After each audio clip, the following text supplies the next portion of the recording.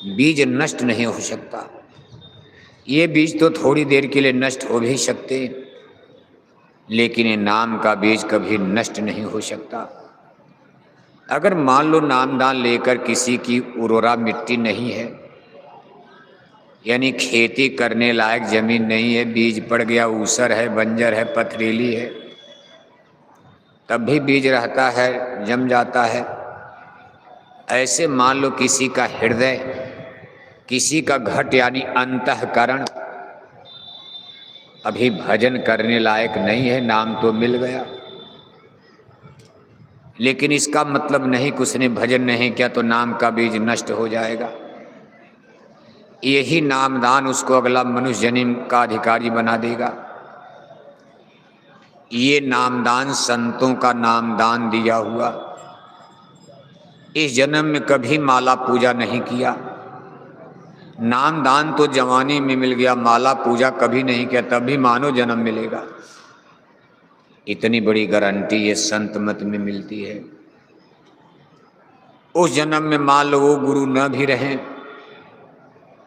तो उस समय धरती पर जो गुरु, जिनको वक्त गुरु कहा जाता, वक्त गुरु माने प्रेजेंट सिर्फ वर्तमान समय में जो मास्टर स्कूल में हैं उनके हवाले हो जाएगा, उसको पढ़ाएंगे। ज्ञान विद्या तो वही रहेगी, टीचर ज्ञान वही रहेगा, बस मास्टर थोड़ा बदल जाते हैं। और हर मास्टर स्कूल में 2 दूनी 4 ही पढ़ाएगा, ये नहीं कि कोई 2 दूनी 6 पढ़ा देगा, ज्ञान तो गलत होगा नहीं।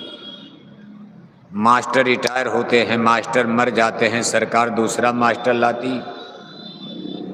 और जब आप स्कूल से निकलोगे, जब तक मास्टर की दस्तखत, मास्टर का हस्ताक्षर न हो,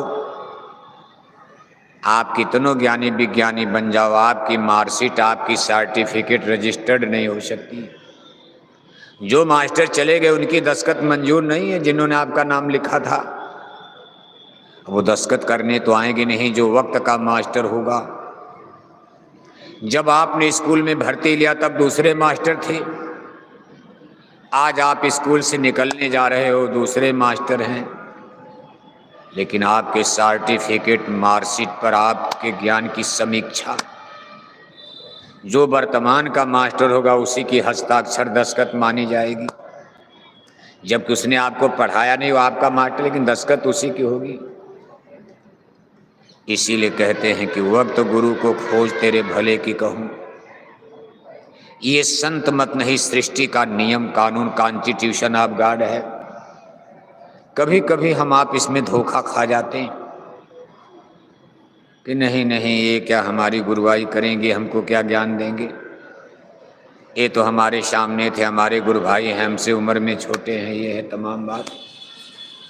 जैसे अपने पूज्य महाराज जी के बारे में भी देखो, लोग सस्पेंस में, संशय में, भ्रम में अनेक प्रकार की बातें करते हैं, सवाल उठाते रहते हैं। पहली बात तो ज्ञान की कोई उम्र नहीं होती है। 5 बरस के प्रहलाद और ध्रुव को ज्ञान हो गया, उम्र तो 5 बरस थी। जो ज्ञान बड़े बड़े ऋषि मुनि नहीं हासिल कर पाए, यहाँ देखो थोड़ी देर पर ध्रुव टीला माहौली गांव में बना हुआ, यहीं 5 बरस की उम्र में ध्रुव ने तपस्या किया, छोटी उम्र में कितनी बड़ी सिद्धि प्राप्त कर गए। उम्र से और ज्ञान का कोई सवाल नहीं। कोई कक्षा 10 में 3 साल 4 साल फेल हो जाता, कोई 1 ही साल में टॉप कर जाता है पूरा मथुरा जिला। इसलिए पहली बात तो ज्ञान को कभी उम्र से आंकना नहीं चाहिए, जाति से भी इसका कोई लेना देना नहीं है।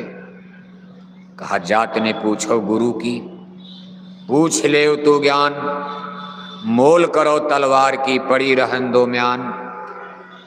आपको युद्ध में तलवार से लड़ाई लड़नी है, म्यान यानी खोखला सोने चांदी का है और उसमें लकड़ी की तलवार डाल दी जाए और आप लड़ाई में चले गए, तलवार निकालोगे, लकड़ी की तलवार टूट जाएगी। म्यान लकड़ी की है लेकिन तलवार उसमें स्टील की है, लोहे की है, आप युद्ध जीत जाओगे। ऐसे शरीर किस जाति का कहाँ जन्म लिया, कैसे जन्म लिया,